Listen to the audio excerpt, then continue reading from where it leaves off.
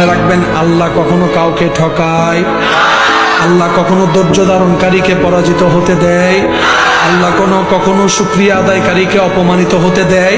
কিন্তু আল্লাহ মাঝখানে একটু পরীক্ষা নেন। কিসের পরীক্ষা?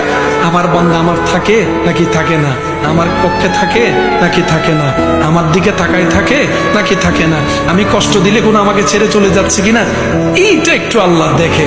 যখন দেখে বান্দা বলে যে আল্লাহ যা তুফান দেওয়ার দাও, তোমার রহমত ছাড়বো না, তোমার রহমত ছাড়বো না, তোমার দরবার ছাড়বো না, সিজদা দেওয়া বন্ধ করব না, নামাজ পড়া বন্ধ করব না, কোরআন তেলাওয়াত বন্ধ করব না, ক্ষমা করা বন্ধ করব না, মুচকি হাসির কথা বলা বন্ধ করব না। যেদিন আপনার এই করাটা রবের কাছে পছন্দ হয়ে যাবে, এমন দেওয়া দিবেন আপনি, আপনার ছেলে মেয়ে, আপনার নাতি নাতনি, 14 খানদান রাখার জায়গা পাবেন না।